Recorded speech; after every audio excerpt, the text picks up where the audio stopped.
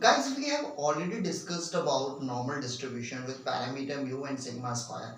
That is normal distribution with mean mu and variance sigma square. Now we are going to discuss about standard normal variate. It is a particular form of normal distribution in a certain way. Basically standard variate किसी भी variable का बहुत आसानी से निकाला जाता है। हम कहते हैं कि अगर कोई वेरिएबल x है जो किसी डेंसिटी fx को फॉलो करे और अगर एक्सपेक्टेशन ऑफ x म्यू के बराबर और variance of x sigma square के बराबर हो तो स्टैंडर्ड वेरिएट उस x का बेसिकली कुछ और ना हो कि standard variate of x is basically x minus expectation of x upon standard deviation of x होता है। ठीक है, और अगर मान लीजिए अगर आपने किसी वेरिएबल x की जगह किसी स्टैटिस्टिक की बात की हो यानी स्टैंडर्ड वेरिएट ऑफ t की बात अगर कर ली जाए तो standard variate of t basically t minus expectation of t upon standard error of t होता है। ध्यान दीजिएगा कि किसी भी वेरिएबल किसी भी स्टैटिस्टिक के लिए किया जा सकता है। अब बात करेंगे हम लोग स्टैंडर्ड नॉर्मल वेरिएट की।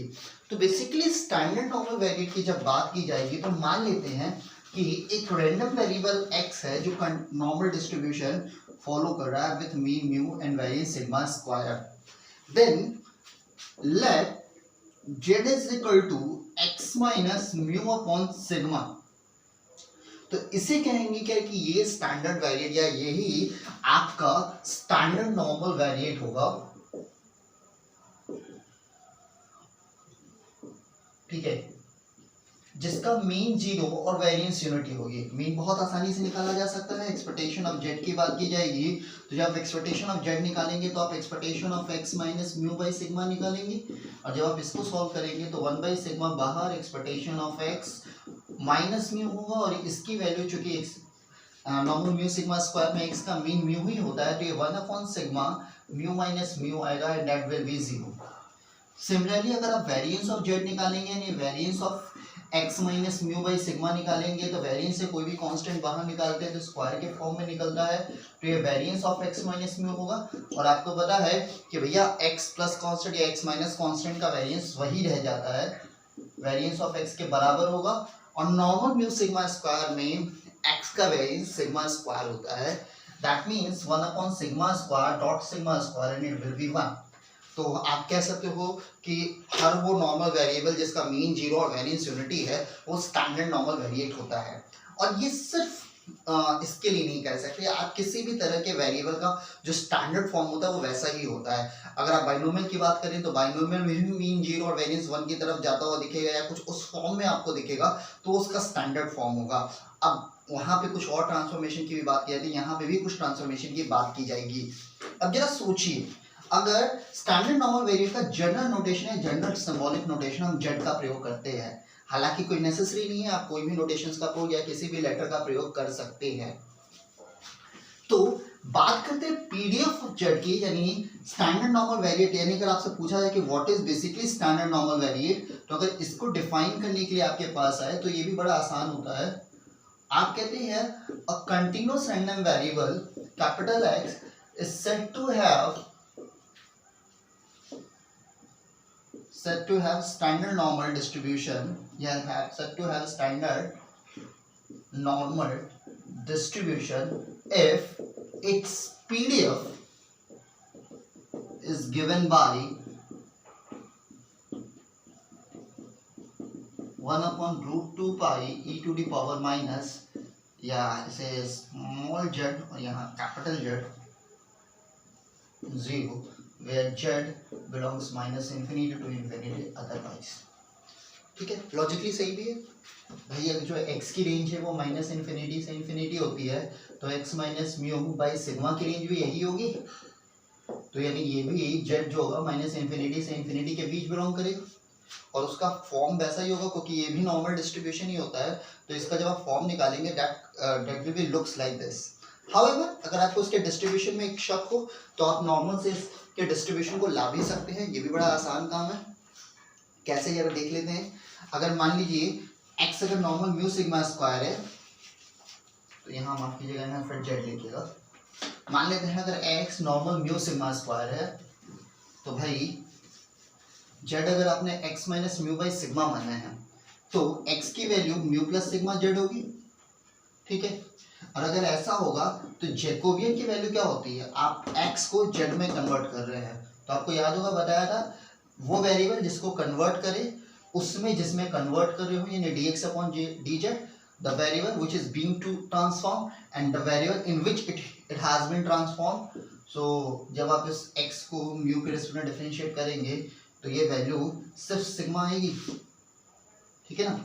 और अगर ऐसा है तो पीडीएफ ऑफ जेड हो जाएगा बेसिकली एफ ऑफ जेड, वो आपका f x x dot Jacobian, और यहाँ x की जगह जो म्यू का टर्म होगा वो लिखेंगे आप, यानी mu plus sigma z into Jacobian.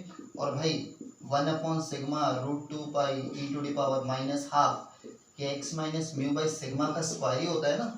तो भाई जब इसकी जगह जेड लिखोगे तो ये जेड स्क्वायर बाई 2, और जैकोबियन की वैल्यू सिग्मा, क्योंकि सिग्मा नॉन नेगेटिव है इसलिए मॉडुलस लगाने, यानी मॉडुलस लगाए या ना लगाए कोई फर्क नहीं पड़ेगा, सिग्मा से सिग्मा कैंसिल होगा और ये होगा आपका डिजायर्ड पीडीएफ ऑफ जेड।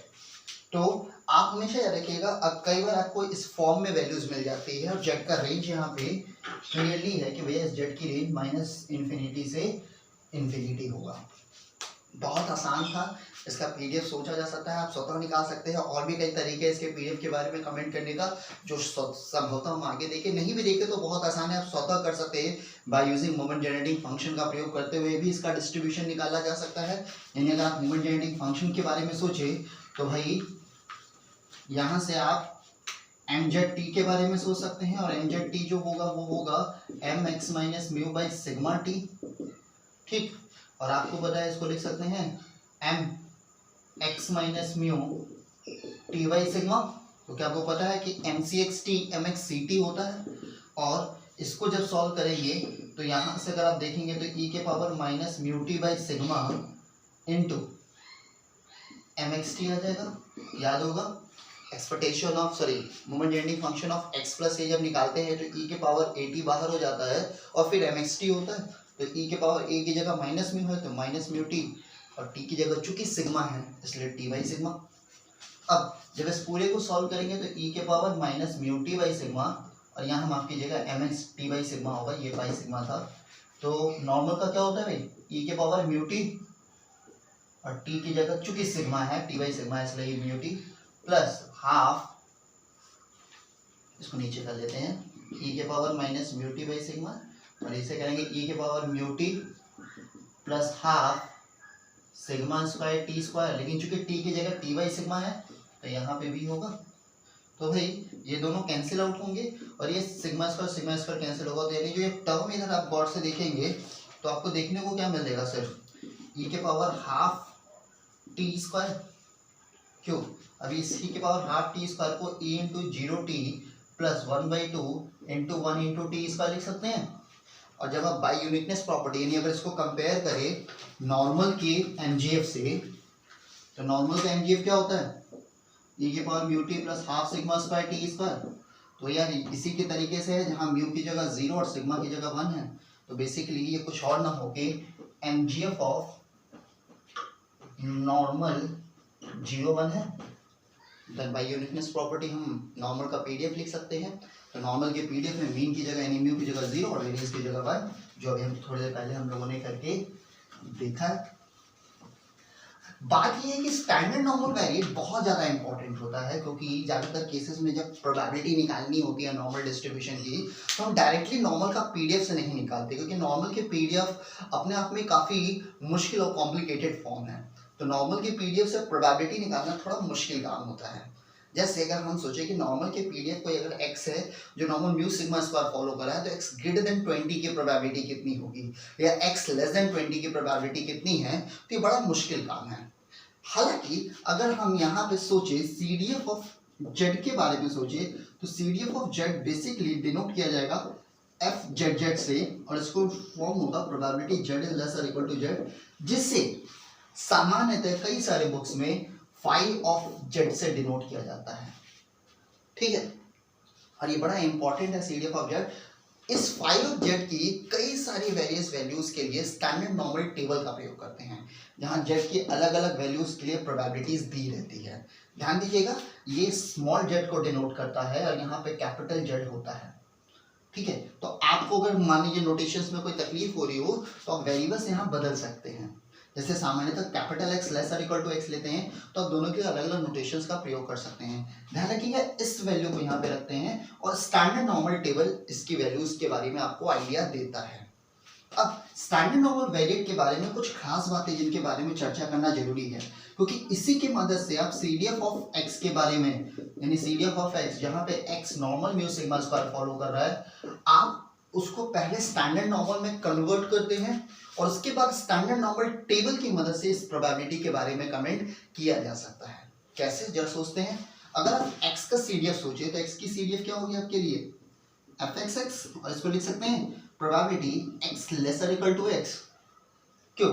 अब जरा एक बात बताइएगा, इनइक्वालिटी में अगर कोई टर्म दोनों तरफ से घटा दे तो कोई फर्क तो पड़ेगा नहीं, क्यों? उसी तरीके से अगर दोनों तरफ किसी नॉन नेगेटिव टर्म का प्रोडक्ट कर दे तो भी कोई फर्क नहीं पड़ेगा।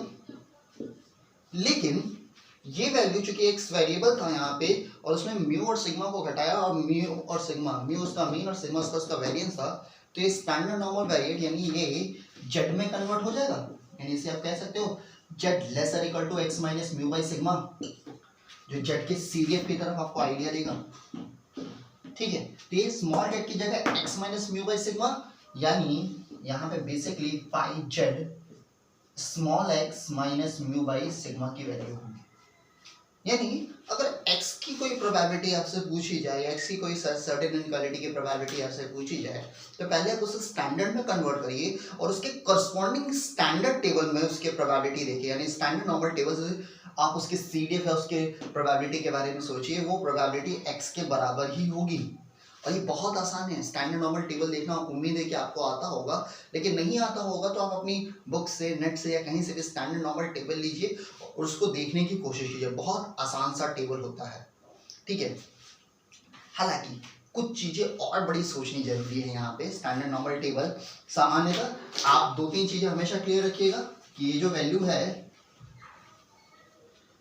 है इसको किन किन तरीकों से देखिए। यानी अगर आप देखा जाए तो आप जो नोटेशन यूज करें स्टैंडर्ड नॉर्मल टेबल में वो होती है पाई जेड जेड, जिसका मतलब होता है probability capital Z lesser equal to small Z, यानी माइनस इन्फिनिटी से small Z F of Z D Z, यानी F of Z standard normal यानी कि 1/√2 pi e to the power minus Z square by 2 D Z की value होती है।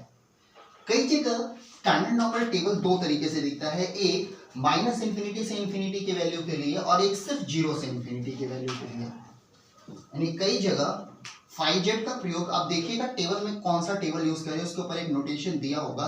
कई जगह टेबल में अगर आप z lesser equal to z लिखते हैं तो सामान्यतः स्टैंडर्ड नॉर्मल जेड में z minus infinity to infinity होता है, लेकिन कई सारी बुक्स में इसे सिर्फ 0 से ही प्रेफर, या कई सारे टेबल में इसे 0 से दिखाता है। तो ये जब 0 से दिखाएगा तो ये 0 से Z 1/√2 pi e to the power minus Z square by 2 D Z की वैल्यू होगी। ठीक है, अगर आप गुप्ता कपूर की बुक प्रेफर कर रहे होंगे तो कंटीन्यूअस डिस्ट्रीब्यूशन का जो सबसे लास्ट पेज है वो इसी को डिनोट करता है। अब जरा सोचते हैं why we are preferring from 0, क्योंकि आपको पता है कि जो नॉर्मल डिस्ट्रीब्यूशन होता है वो अपने मीन के अबाउट सिमेट्रिक होता है और स्टैंडर्ड नॉर्मल का मीन 0 होता है, तो ये 0 के अबाउट सिमेट्रिक है। और 0 के अबाउट सिमेट्रिक का मतलब क्या है, जरा सोचते हैं। जरा इन दोनों PDF के बारे में सोचने की कोशिश कीजिएगा कि ये किसको डिनोट कर रहा है, ये किसको डिनोट कर रहा है। जब 0 के बारे में सोच रहे हो, जब माइनस इन्फिनिटी के बारे में, तो जरा सोचते हैं कि क्या दिया है और आपको क्या पूछा है। आपको पता है कि स्टैंडर्ड नॉर्मल 0 के अबाउट सिमेट्रिक होता है। ठीक है, बेसिकली नॉर्मल डिस्ट्रीब्यूशन म्यू के अबाउट सिमेट्रिक होता है। ठीक, लेकिन चूंकि स्टैंडर्ड नॉर्मल में 0 होगा तो ये 0 के अबाउट सिमेट्रिक होगा। और 0 के अबाउट सिमेट्रिक होने का मतलब है कि यहां से अगर आप सेम डिस्टेंस ए को कैच करें, यानी इसकी वैल्यू देखें, और यहाँ पे अगर सेम डिस्टेंस, फिर से अगर ए की जगह -a के बारे में सोचे तो ये जो वैल्यू होगी एफ ऑफ ए की और ये जो वैल्यू होगी एफ ऑफ माइनस ए की वो बराबर होगी, ठीक है। यानी ये जो एरिया होगा और ये जो एरिया होगा वो दोनों सेम होगा और इसको जो प्रोबेबिलिटी की वैल्यू होगी वो भी सेम होगी। तो याद रखिएगा अगर कोई जीरो के अबाउट सिमेट्रिक होता है तो F of A is equal to F of minus A होगा इन टर्म्स ऑफ पीडीएफ। साथ ही साथ ये एरिया और ये एरिया भी बराबर होगा। अब जरा एरिया की बात की जाए तो यानी ये एरिया का मतलब समझ रहे हैं, ये जो सेक्शन है यानी ये सेक्शन किसको डिनोट करेगा, basically probability zero less than Z less than A को, ठीक है। तो आप जरा कभी इसको सीडीएफ के फॉर्म में सोचने की कोशिश कीजिए, फिर इसको सीडीएफ के फॉर्म में सोचने की कोशिश कीजिए, देन व्हाट टू नो यार कि चलिए ठीक है। तो ध्यान दीजिएगा कि नॉर्मल डिस्ट्रीब्यूशन के केस में एफ ऑफ ए की value 1 minus F of minus A के बराबर होती है, ठीक है। 1 माइनस क्यों, जरा सोचेंगे, क्योंकि ये वैल्यू इस वैल्यू के बराबर है, निकालना आसान है, कोई दिक्कत नहीं है। Probability zero less than Z less than A ही निकालना है ना, क्या दिक्कत है, निकाल लेंगे। तो बहुत आसान सा है, थोड़ा दिमाग लगाइए, थोड़ा सा इसको सोचिए और सोचिए कि क्या क्या किया जा सकता है। तो जरा देखते हैं, यानी जब आपके पास इसके बारे में बात आएगी तो ये ध्यान दीजिएगा सीडीएफ के फॉर्म में इसे और पीडीएफ के फॉर्म में इसे इसका प्रयोग करते हैं। सीडीएफ में दोनों एफ ऑफ ए और एफ ऑफ माइनस ए बराबर होता है। सीडीएफ में F of A 1 minus F of minus A के बराबर होगा, ठीक है। जरा सोचते हैं क्या कि यार सच में ऐसा जो कह रहे हैं क्या वो सही में ऐसा होगा। अगर आपको ये इस पर थोड़ा शक हो तो उसे भी निकाला जा सकता है, उसमें भी कोई दिक्कत नहीं है, ठीक है। हम आपसे क्या कह रहे हैं कि ये दोनों का एरिया सेम होना चाहिए। चलिए देख लेते हैं भाई, अगर हम बात करें क्या ये सिमेट्रिक है तो ये जो पूरी वैल्यू है ये वाली प्लस ये वाली, इस पूरी वैल्यू का सम कितना होगा, जरा सोच के बताइए कि इस पूरी वैल्यू का सम 1/2 होना चाहिए, या फिर थोड़ा दिमाग लगाते हैं और सोचने की कोशिश करते हैं। एफ ऑफ ए या एफ ऑफ माइनस ए क्या होगा, प्रोबेबिलिटी जेड लेस और इक्वल टू माइनस ए, क्यों, ठीक है ना। तो जब प्रोबेबिलिटी जेड लेस और इक्वल टू माइनस ए के बारे में सोचेंगे तो एफ ऑफ ए ये होगा, इसको क्या लिख सकते हैं 1 minus probability Z greater than minus A, आया ना, कुछ गलत कह रहे क्या, सही है, हाँ। जेड लेस और इक्वल टू माइनस ए यानी ये वैल्यू सिमेट्रिक है तो इस वैल्यू के बराबर होगी, यानी इसको लिख सकते हैं probability Z greater than A और इसे लिख सकते हैं 1 minus probability Z less than A, ठीक है। हमेशा देखिएगा ये दोनों एरिया आपस में बराबर होता है और इसलिए ये बात हम कहते हैं, समझिएगा ये होता है इसलिए ये नहीं कहते हैं, ये होता है इसलिए कहते हैं, यानी ये एरिया हमेशा इस एरिया के बराबर होगा तो उस हिसाब से ये एरिया इस एरिया के बराबर होगा, ठीक। तो बहुत आसानी से आप कमेंट कर सकते हैं। तो अगर आपसे कभी पूछा जाए कि भाई phi 2 की वैल्यू निकालनी है, phi 2 समझ लीजिएगा सीडीएफ है, तो अगर phi 2 की वैल्यू निकालनी है तो phi 2 का मतलब है प्रोबेबिलिटी जेड लेस और इक्वल टू 2। तो आप जरा देखिएगा माइनस इन्फिनिटी टू इन्फिनिटी के टेबल में देखनी है, 0 टू इन्फिनिटी के टेबल में, क्योंकि उसके हिसाब से वैल्यू आएगी। इसकी वैल्यू प्रोबेबिलिटी जेड लेस और इक्वल टू 2 की वैल्यू, यानी जेड लेस और इक्वल टू 2 की वैल्यू बेसिकली, यानी आप इसके बारे में सोच रहे हैं तो जेड लेस और इक्वल टू 2 निकालना बहुत आसान है। स्टैंडर्ड नॉर्मल टेबल में जाइए, इस वैल्यूज को निकाल लीजिए। जेड लेस और इक्वल टू -2 की वैल्यू निकालनी है, यानी अगर ये -2 है इसकी वैल्यू निकालनी है तो ये एरिया और ये एरिया बराबर होगा, जैसे आप प्रोबेबिलिटी जेड ग्रेटर देन 2 या 1 minus probability Z less then 2 कह सकते हैं, ठीक है। यानी ये एरिया इसके बराबर, कमेंट कीजिए, आगे बढ़िए, सॉल्व हो जाएगा। आइए थोड़ा दिमाग और लगाते हैं, कुछ सवाल करते हैं जिसके बारे में सोचते हैं कि हम कहना क्या चाह रहे हैं, किस तरीके से होगा, कौन सा टेबल यूज़ करेंगे।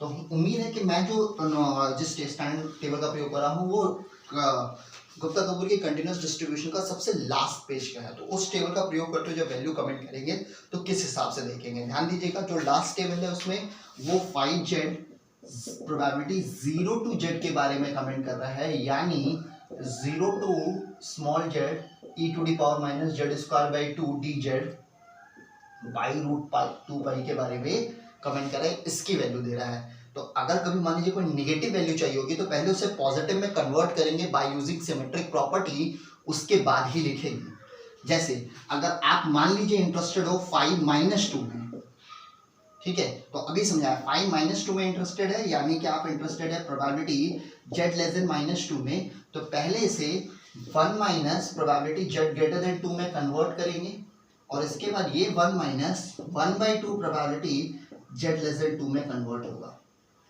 ठीक है, अब आप सोच सकते हैं कि 1/2 क्यों लिखा है यहाँ पे, माफ कीजिएगा शायद थोड़ा गलत लिख दिया, सॉरी।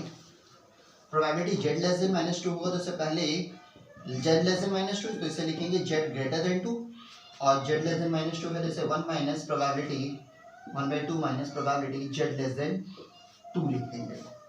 1/2 इसलिए क्योंकि ये 0 to z के बारे में है और आपको पता है 0 के अबाउट सिमेट्रिक है, तो भाई -∞ से ∞ की प्रोबेबिलिटी 1, तो 0 से ∞ की वैल्यू हाफ के फ्रेम में निकालिए, आंसर आ जाएगा। और अगर मान लीजिए पूरा निकालना है तो वो भी निकाला जा सकता है, बहुत आसान है, कोई दिक्कत नहीं।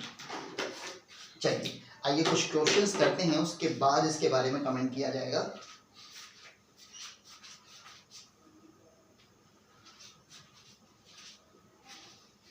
मान लेते हैं कि x एक रैंडम वेरिएबल है,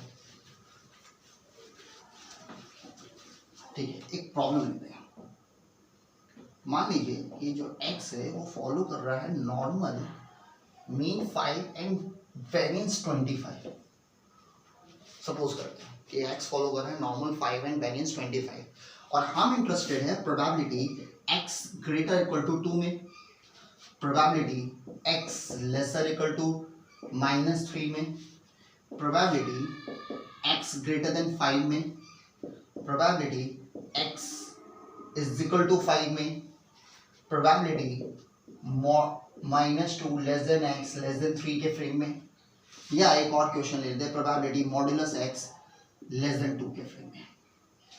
ठीक है, सॉल्यूशन के बारे में सोचते हैं। पहले इस नॉर्मल डिस्ट्रीब्यूशन को स्टैंडर्ड में कन्वर्ट कीजिए, तो अगर x फॉलो कर रहा है नॉर्मल 5 25 तो क्लियरली म्यू की वैल्यू 5 है और सिग्मा स्क्वायर की वैल्यू 25 है, तो भैया जो z is equal to x minus mu by sigma यानी x minus 5 by 5, sigma square is equal to 25 तो सिग्मा इज इक्वल टू 5, ये फॉलो करेगा नॉर्मल 0 1। ठीक है, अब इसी की मदद से एक एक करके सबको सॉल्व करेंगे, तो एक एक तो कोई भी रैंडमली पिक करते हैं, अगर क्वेश्चन भूल जाओ तो कोई बात नहीं, आप उसके हिसाब से क्वेश्चन रिकरेक्ट कर लीजिएगा। तो पहला जो पार्ट है वो सोचते हैं, पहला जो क्वेश्चन है वो है probability x greater equal to 2 और ये क्वेश्चन है प्रोबेबिलिटी x लेस देन -3। ठीक है, अगर ये दोनों कर लिए तो ये क्वेश्चन अपने आप हो जाएगा। ठीक है, आइए जरा सोचते हैं। तो सबसे पहले x ग्रेटर इक्वल टू 2 के बारे में सोचिए, तो x ग्रेटर इक्वल टू 2 है, इसको लिख सकते हैं probability x minus mu by sigma greater equal to 2 minus mu by sigma. क्यों, सोचा जा सकता है ना। और x minus mu by sigma यानी चूंकि म्यू और सिग्मा यहीं से यूज करेंगे, यानी कि probability x minus 5/5 greater than 2 minus 5/5। क्यों, देखा जा सकता है, यानी probability z greater equal to -3/5 यानी कि probability z greater equal to -0.6। ठीक, अब इसको सॉल्व करने को लिख सकते हैं प्रोबेबिलिटी, चूंकि ध्यान से सोचेंगे, ये -∞, ये इन्फिनिटी, सॉरी ये आपका है z, आपसे पूछ रहा है z ग्रेटर इक्वल टू -0.6 के बारे में बात करनी है, यानी आपको इसकी प्रोबेबिलिटी बतानी है, इस पूरे की ग्रेटर इक्वल टू 0.6। ठीक है, चूंकि ये सिमेट्रिक है तो यहाँ पे भी 0.6 होगा, तो भैया इससे ग्रेटर कहे यानी इससे बड़ी की प्रोबेबिलिटी, चूंकि ये और ये प्रोबेबिलिटी बराबर होगी तो इससे बड़ा कहे या 0.6 से छोटा, बात तो एक ही है, यानी आप इसको लिख सकते हैं probability z lesser equal to 0.6। क्यों, अब ये यहाँ देखिए लोअर लिमिट मेंशन नहीं है। ठीक है, सवाल ये है कि आप कौन से टेबल का प्रयोग करेंगे। अगर आप -∞ का टेबल का प्रयोग करेंगे तो सीधे टेबल में 0.6 पे वैल्यू देखिए, लेकिन चूंकि आपने कंटिन्यूस डिस्ट्रीब्यूशन का टॉपिक गुप्ता ग्रुप की बुक से अगर लास्ट वाले टेबल को प्रयोग कर रहे होंगे तो वो सिर्फ 0 से इन्फिनिटी के लिए, जबकि यहाँ पे कहने का मतलब है -∞ से 0.6, और वो टेबल चूंकि 0 से इन्फिनिटी के लिए, तो पहले इसको दो हिस्सों में बांटिए। पहला हिस्सा minus infinity Z less then 0 का, फिर plus probability 0 less than Z less then 0.6 का। उसके बाद आप गुप्ता कपूर की बुक का वो सबसे लास्ट वाला पेज खोलिए और इसकी वैल्यू लिखिए। बहुत समझदारी से काम कीजिएगा, थोड़ा सा दिमाग आएगा, थोड़ा सा धैर्य रखिए, फिर से सुनिए। भाई x ग्रेटर इक्वल टू 2 निकालना था, तो म्यू और सिग्मा को कन्वर्ट करते हुए x माइनस 5/5 और 2 माइनस 5/5 करने में कोई दिक्कत थी नहीं। तो जब इसको सॉल्व किया तो z ग्रेटर इक्वल टू -3/5 या z ग्रेटर इक्वल टू -0.6 आया। चूंकि नॉर्मल डिस्ट्रीब्यूशन की बात कर रहे थे, तो भाई नॉर्मल डिस्ट्रीब्यूशन में ये अगर 0 है तो ये -0.6 जो है और ये 0.6 है, तो चूंकि इससे बड़ा ले या इससे छोटा ले बात एक ही है, क्योंकि ये और ये प्रोबेबिलिटी बराबर होती, तो हमने ये प्रोबेबिलिटी निकालने के बारे में सोच लिया। तो z ग्रेटर इक्वल टू 0 -0.6 से जो वैल्यूज बड़ी होगी वही 0.6 से छोटी भी होंगी, तो इसको निकाला। अब चूंकि ये वैल्यू में लोअर लिमिट माइनस इन्फिनिटी से लेना है, क्योंकि यहाँ पे लोअर लिमिट मेंशन नहीं है, तो ये सब बांटेंगे। ठीक है, अब डिपेंड करता है कि आपने कौन से टेबल का प्रयोग किया है। जिस स्टैंडर्ड नॉर्मल टेबल का प्रयोग करके हम क्वेश्चन सॉल्व कर रहे हैं वो 0 से इन्फिनिटी के लिए है। तो जब 0 से इन्फिनिटी के लिए वैल्यू लेंगे तो पहले इसे माइनस इन्फिनिटी से 0 और फिर 0 से 0.6 में बांटेंगे। तो माइनस इन्फिनिटी से 0 कर लीजिए, इसकी वैल्यू 1/2, और फिर इसकी वैल्यू आप गुप्ता कपूर की बुक से देख सकते हैं। गुप्ता कपूर की बुक में सामान्यतः अगर आपके पास देखें तो गुप्ता कपूर की बुक से जो लास्ट वाला टॉपिक है उसमें आप अगर गौर से देखें तो ये 0 से इन्फिनिटी के लिए दिया हुआ है।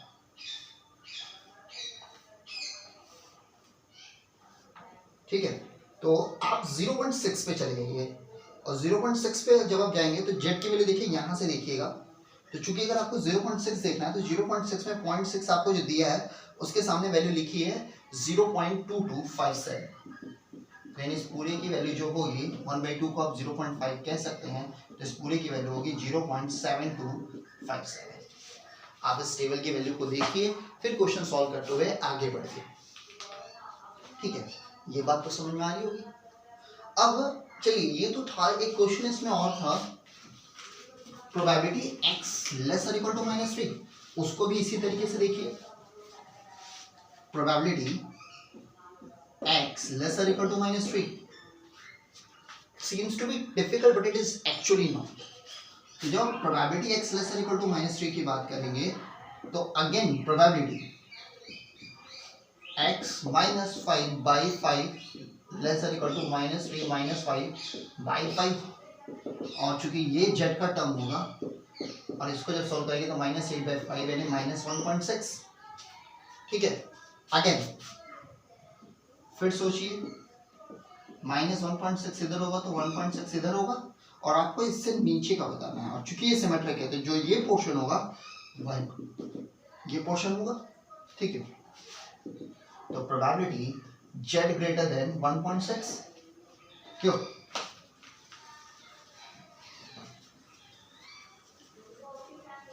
ठीक है, और आपको z ग्रेटर देन 1.6 बताना है, तो स्टैंडर्ड नॉर्मल टेबल आप देख रहे हैं वो 0 टू इन्फिनिटी के लिए है। यहाँ पे देखिए लोअर लिमिट दी है, अपर लिमिट नहीं दी है, तो आप जब देखेंगे यानी आपको ये निकालना है कि 1.6 less than z less than infinity की बात करनी है। तो चूंकि यहाँ लोअर लिमिट मेंशन है तो माइनस इन्फिनिटी से देखने वाले नहीं सोचना है, यानी अब आपको जब आप इस प्रोबेबिलिटी में आपको यहाँ के बारे में सोचना ही नहीं, 1.6 है ना, चूंकि ये टेबल 0 से इन्फिनिटी के लिए है तो अब बस इसके बारे में सोच लीजिए, फिर इसके बारे में सोचने की आवश्यकता नहीं है। और चूंकि तब जब इसे निकालेंगे तो ये हो जाएगा आपका सिंपली, जब आप इसको देखेंगे तो आपको देखना है ये, तो आप इसे लिख सकते हैं 1/2 minus probability z less than 1.6। ठीक है, यानी z ग्रेटर देन 1.6 को इसमें कन्वर्ट किया जा सकता है। बहुत समझदारी से समझिएगा। आप कहते हैं भाई इसको इस तरीके से भी तो किया जा सकता था, बिल्कुल किया जा सकता है, इसमें कोई दिक्कत नहीं। ध्यान दीजिएगा, इसको आप इसमें भी और इसमें भी दोनों में कन्वर्ट कर सकते हैं, पर दोनों में एक चीज का फर्क है, यानी प्रोबेबिलिटी z ग्रेटर देन 1.6 को इसमें और इसमें दोनों में कन्वर्ट किया जा सकता है। आप ये भी लिख सकते हैं, ये भी लिख सकते हैं, लेकिन एक चीज का फर्क होगा और वो होगा लोअर लिमिट का। जब आप 1 से लेंगे तो आप माइनस इन्फिनिटी से लिमिट लेंगे, और जब आप 1/2 से लेंगे तो आप 0 से लेंगे। ठीक है, समझिएगा। जब 1 माइनस करेंगे तो ये माइनस इन्फिनिटी से 1.6 तक सोचेंगे, और जब 0 से लेंगे तो 1/2 से सोचेंगे। 0 से लेने पे 1/2 इसलिए लिया जाता है क्योंकि माइनस इन्फिनिटी से 0 की प्रोबेबिलिटी 1/2 आप ऑलरेडी डिडक्ट कर चुके होंगे। ठीक है, तो वो ऑलरेडी डिडक्ट हो चुका होगा इस 1 में से, इसीलिए 1/2 आता होगा इधर। Use your mind again, listen what I am saying. आप z ग्रेटर देन 1.6 को 1 minus probability z less than 1.6 और 1/2 माइनस प्रोबेबिलिटी, ये दोनों लिख सकते हैं। जब 1 से लेंगे तो माइनस इन्फिनिटी आपका लोअर लिमिट होगा, और जब 1/2 लेंगे तो सिर्फ पॉजिटिव साइड के बारे में बात कर रहे होंगे, तो आप 0 से लिमिट ले सकते हैं। और चूंकि हम जिस टेबल में बात कर रहे हैं वो 0 से ले रहा था, इसलिए ये वाला ज़्यादा प्रेफरेबल होगा। अगर आपके पास माइनस इन्फिनिटी से इन्फिनिटी का टेबल है जहाँ माइनस में और प्लस में दोनों की वैल्यूज गिवन हो, तो दोनों में से कोई भी प्रेफर कर सकते हैं। चलिए जरा इसकी वैल्यू देखेंगे, तो इसकी वैल्यू टेबल में 1.6, तो आप जब 1.6 देखेंगे तो 1.6 पे वैल्यू देखिएगा, क्योंकि 1.6 के आगे कोई पॉइंट नहीं दिया है, तो 1.6 0 पे जो वैल्यू मिलेगी वही आप लिख देंगे, विच इज 0.4452, और 1/2 की वैल्यू 0.5 और ये है 0.4452। तो जब इसको सॉल्व करेंगे तो that should be 0.054a। Very easy, it is going to be a very easy task. मान लीजिए यहाँ पे 1.6 की जगह 1.64 होता, तो आप 1.6 यहाँ से देखते और 4 ऊपर से देखते। ठीक है, तो 1.64, तो यहाँ 6 देखते हैं, फिर ऊपर से 4 देखते हैं, और 4 और 6 पे जो कॉमन इंटरसेक्शन पॉइंट होता है जो कि 0.4495 है, उसे पिक करते हैं। आप इतने समझदार तो हैं, आप लोगों ने लॉग टेबल देखा ही होगा, लॉग टेबल, एडी लॉग टेबल, साइन टेबल, उसी तरीके से इसको भी देखना है, आसान है। अब थोड़ा और दिमाग लगाते हैं, लिमिट का ध्यान दीजिएगा कि टेबल के ऊपर जरा देखा कीजिए कि पीडीएफ में लिमिट्स क्या दी हुई है और वैल्यूज कहाँ से कहाँ तक के लिए है। चलिए, इसमें एक क्वेश्चन आया था मॉड्यूलस के फ्रेम में कि भाई probability modulus x lesser equal to 2 था। ठीक है, कोई दिक्कत नहीं, इसको आप लिख सकते हैं -2 lesser equal to x lesser equal to 2। Again इसको स्टैंडर्ड में कन्वर्ट कीजिए, -2 -5/5 लेसर इक्वल टू x -5/5 2 -5/5, यानी प्रोबेबिलिटी -2 -5/5 यानी कि -1.4 lesser equal to z lesser equal to 0.6। ठीक है, जब इसको सॉल्व करेंगे तो आपको पता है कि इसको सॉल्व करने का तरीका क्या होता है, 0.6 minus probability z lesser equal to 0.14। ठीक, माफ कीजिएगा, -1.4। ठीक, अगेन इसको फिर से आप टेबल की मदद से सॉल्व कर सकते हैं। तो अगेन 0.6 इधर होगा, -1.4 इधर होगा, तो भाई 1.4 इधर भी तो होगा, ये तो आप देख लेंगे आसानी से। 1.4 इधर भी तो होगा, और आपको इससे कम की वैल्यू चाहिए, यानी इस टेबल में इससे बड़ी वैल्यू चाहिए।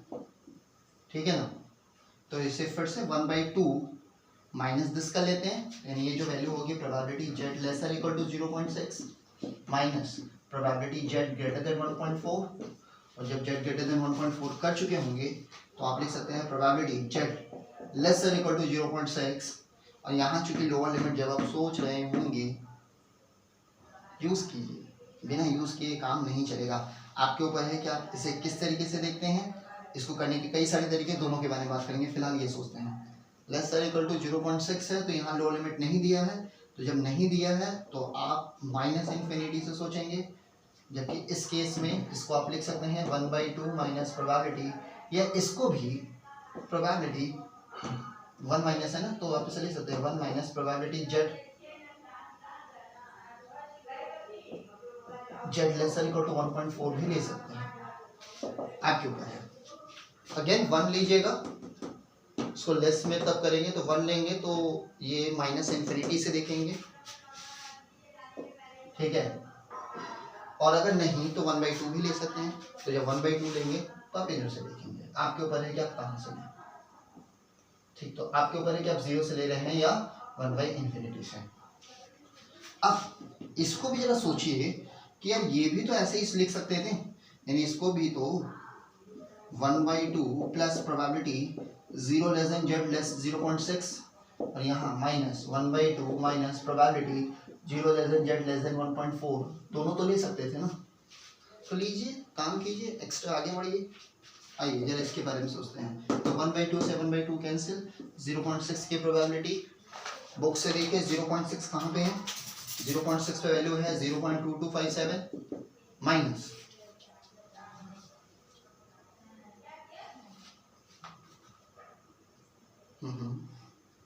ठीक है, ये माइनस और ये माइनस प्लस, तो 1.4 पे वैल्यू देखिए 0.4192 ऐड कीजिए, तो that should B 0.6449। It could be very easily solve. हालांकि इसको करने का एक और तरीका है, उस पर भी ध्यान देते हैं।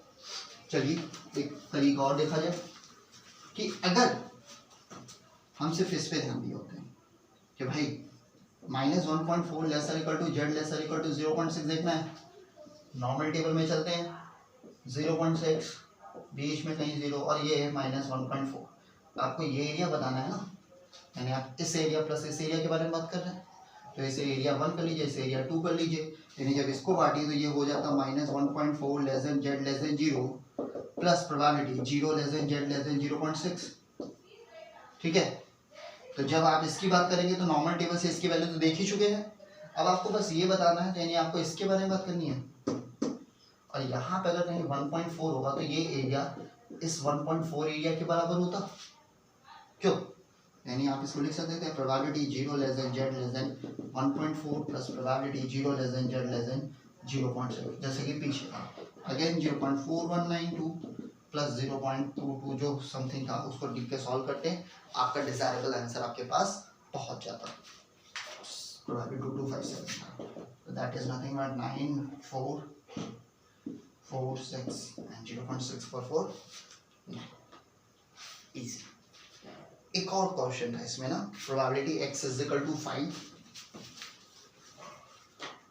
ठीक है ना, तो भाई x इज इक्वल टू 5 की वैल्यू 0 कंटिन्यूअस है ना वेरिएबल यार, तो कंटिन्यूअस है तो वही एक सर्टेन पॉइंट पे प्रोबेबिलिटी तो हमेशा 0 होगी। तो इस बात का ध्यान रखिए स्टैंडर्ड नॉर्मल वेरिएट के क्वेश्चंस नहीं आते डायरेक्टली, या आ भी सकते हैं, लेकिन अगर नहीं आते हैं तो कई बार अगर नॉर्मल की प्रोबेबिलिटी पूछ रही है तो पहले आप उसे स्टैंडर्ड में कन्वर्ट कीजिए और उसके बाद ये प्रोबेबिलिटी अप्लाई कीजिएगा। कई बार ये कहता है कि नॉर्मल डिस्ट्रीब्यूशन जिसका मीडियन और वेरिएंस ये है, तो अगर मीडियन भी दिया है तो याद रखिएगा मीडियन मीन और मोड बराबर होते हैं, तो कई बार वो मीडियन कह के आपको थोड़ा सा कंफ्यूज करने की कोशिश कर सकता है। कई बार बीटा 2 के बारे में कमेंट करेगा, तो भाई थोड़ा दिमाग लगाइए, भगवान ने दिया किस लिए, बेचने के लिए तो दिया नहीं है, तो दिमाग का प्रयोग करिए और ढंग से पढ़िए। फिर कुछ क्वेश्चन लेके अगली क्लास में मिलते हैं आपसे, तब तक पढ़ते रहिए।